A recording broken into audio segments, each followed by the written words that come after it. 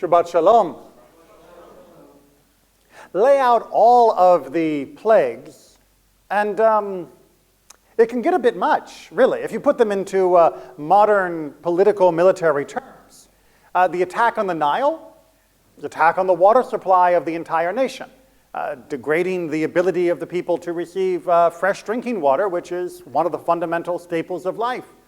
The infestation of frogs, the infestation of lice, biological warfare meant to spread disease, meant to cause physical discomfort for all of the population indiscriminately, not only targeting Pharaoh and his soldiers, but the entire nation. If you go through the entire list, the destruction of their cattle, the infestation of wild animals, the falling of hail to destroy the crops, the locusts to eat what was there, it's kind of heavy-handed. It's kind of overpowering. And indeed, when you put the plagues all together with that mindset and no other, you can come to one of two conclusions. Either, hooray, this is amazing. Look, we didn't just get liberated from Egypt, we stomped them into the ground. God ground them into the dust as they deserved. Those wretched Egyptians who had killed our own children, who had made our lives miserable with harsh labor, they got 10 times what we got. We obliterated them. Let us dance in the pools of blood of their dead and rejoice that our victory was so overwhelming. On the other hand, people who read this in only this way will come across a little sick to the stomach, queasy. Oh, so terrible. What a horrible situation. How could a supposed compassionate God inflict such horrible, horrible torture upon this population? Whatever they've done, surely no one deserves to have their water supply destroyed, their food supply destroyed, biological warfare, infestation, No, this is crimes against humanity unfolding in Egypt. But of course, both of these readings, to use the term most generously, fail, because neither one of these readings are actually readings of the text. Now, what does it mean to read text in Judaism? What does it mean to read Torah? Go to the source. Absolutely. We unroll the Torah, we read through the text, and then we have read it, right? No. To wrestle with to interpret it, and to wrestle with the ideas. To interpret it, to wrestle with the ideas. But how do we do that? This is the fundamental flaw that infected many other religions around the world, unfortunately, with the idea being that either you bow to the authority of some mystical person that is able to tell you what it means, and your own interpretation is worthless, or your interpretation is guided by the divine spirit and therefore cannot be wrong, because how could God let you have an idea that was incorrect? So whatever you think it means when you first read it must be the divine word coming through you. Judaism takes neither of those approaches. We are in a minority, almost of one from what I can tell of many different religious traditions. We say to understand the Torah, you have to read the Torah and the Tanakh. But what that means is not just you read it and then you know it. It means every single word is informed by every other passage in the rest of the book. Now, that's not the way most of us think. Most of us in the modern world think in, 144 characters or fewer? We tend to think in short little phrases, bumper stickers, slogans. We don't tend to think of this word is connected to all of the other hundred thousands of words within this totality. We like to read things as excerpts because it gives us much more flexibility to manipulate them to our pleasure. That is not the way our tradition has read Torah. So when we read about the Egyptians, what does the Torah tell us about the Egyptians apart from the slavery, apart from the plague scenario? The Egyptians saved us from the famine. The Torah tells us explicitly, the Egyptians saved us from the famine. They offered hospitality. And hachnasat orchim, the offering of hospitality, is one of the highest virtues in Judaism. And the Egyptians did it. They didn't have to. They didn't. Yeah, Joseph was high up and muckety-muck, but, come on. They still could have said no, right? No anchor babies here, Joseph. Just because you're in our country doesn't mean we're going to let the rest of your family come. But they didn't. They invited us in. And because of that, we are specifically commanded not to hate the Egyptian. Hold that thought for a moment. We actually have a command not to hate the people that held us as slaves. That is fairly profound and often lost by people who are reading this section, thinking that having read the Exodus, they understand everything the Torah has to say about Egyptians. It does not. It tells us that they can become Jewish if they wish. It tells us that we shouldn't hate them. It's not exactly entirely uncomplicated, however. As we saw in the Haftorah, we do have later trouble with Egypt as a neighbor, but that trouble is not because of what they were like during the Exodus. It's because of what they became like during other periods of their imperial expansion. It was new problems that we had to deal with, but it was not the Egyptians are evil. It was what they are doing is wrong. And we are allowed to respond to what they are doing as wrong. Additionally, what does Judaism say more broadly about those who commit crimes? How are they treated? Someone commits a crime. What happens in Judaism? Capital offense. Trial. We give them a trial. There must be witnesses. There are strict rules of evidence that are required in order for that person to be convicted. And now that they've been convicted, let's go ahead and run through that step. How are they executed? Do we engage in torture? Do we force them to suffer excessively before the sentence is carried out? No. They are executed as humanely as possible within the guidelines of whatever form of execution their crime has earned them. And Judaism is protective of their rights up until the point they die, and even afterwards.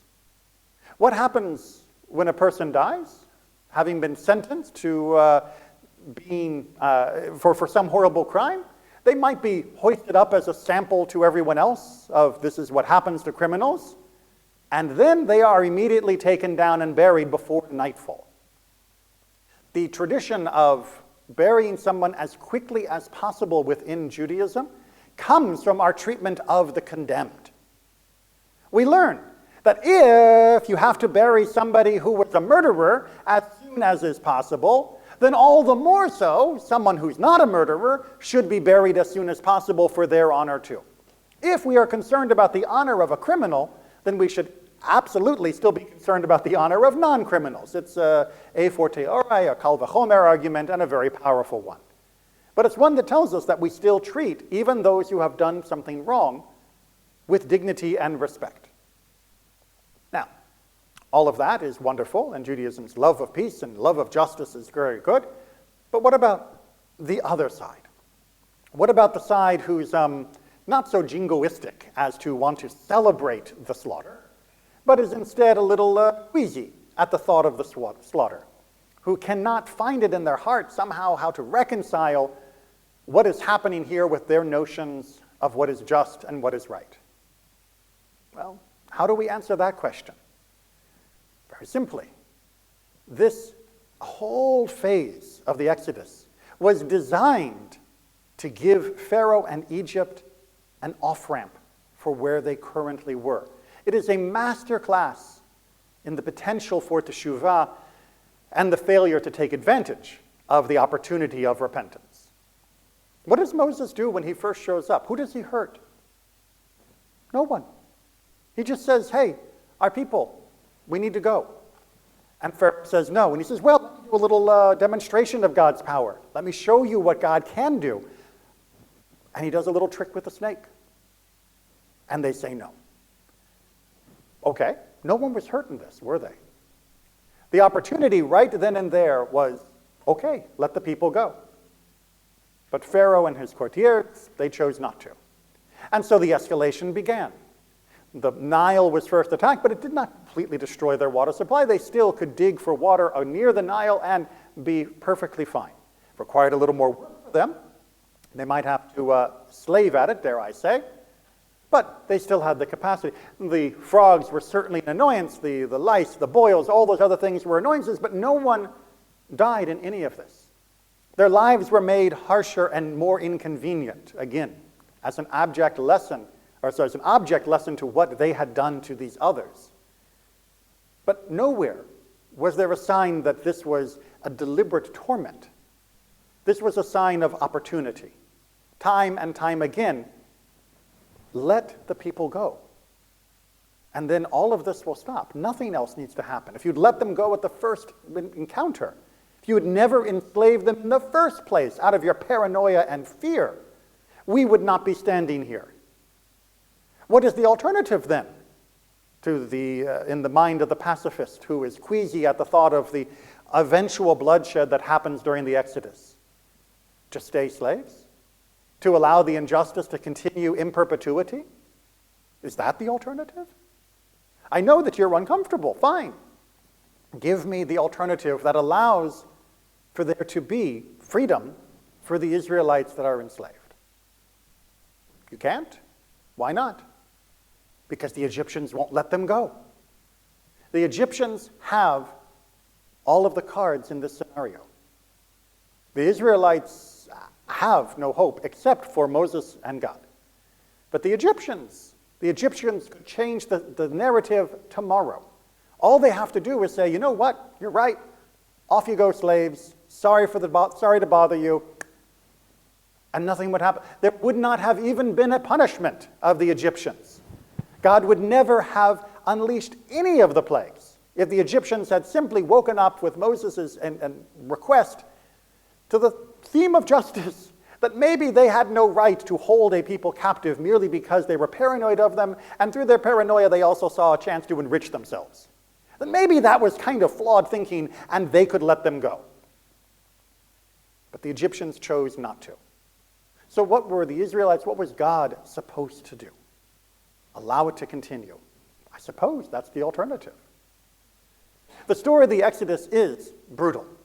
We should feel pain at everything that takes place throughout it. We should feel pain that it happened at all, because no one forced the Egyptians to enslave the Israelites, and no one forced them to keep them as slaves.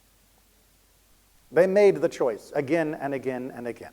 And as a little footnote, because I know this topic comes up greatly, whenever the Torah says, and God hardened Pharaoh's heart, we have to remember, first of all, to read the whole Torah. What does it mean to read the whole Torah? Tanakh, to read. What does this word mean? How does this inform from other passages? It does not mean to make somebody unfeeling, uncaring, or heartless. That's an English usage of the phrase, hardening your heart. It means to stiffen your resolve. It means to be resolute. And in fact, Pharaoh does it to himself as much as God does it to him. Read the text, people. Pharaoh is constantly hardening his own heart, to use the English translation of actually two different phrases. And then, yes, eventually, God has to shore up his resolve so that Pharaoh can do what he actually wants to do, which is continue the enslavement of the people, to continue to ignore the cries for justice. But Pharaoh still, at that beginning, could have. Yes, God can predict that Pharaoh's not going to, but again, does that mean that God doesn't ask? Does that mean that God did not demonstrate to us that indeed the first opportunity was given for a peaceful resolution? For what does the Torah say about when you come to make war upon another? What is the first thing you do? Offer peace. Remember, all of the Torah informs all of the Torah. So we can see playing out in the Exodus that God is setting an example for what our armies will have to do when we encounter adversaries along the way, when we encounter adversaries in Israel. We offer peace. When they say no, then we fight, because the alternative is death. And that's not really a healthy alternative. The Exodus is not a celebration of bloodshed. And the Exodus should also not make us doubt the justice and the passion that God has for a peaceful resolution.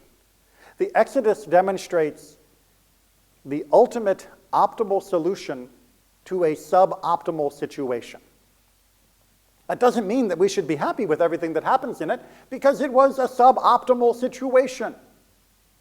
You don't do the hard things when the dilemma is easy. You don't have to do difficult things if there is no challenge in front of you.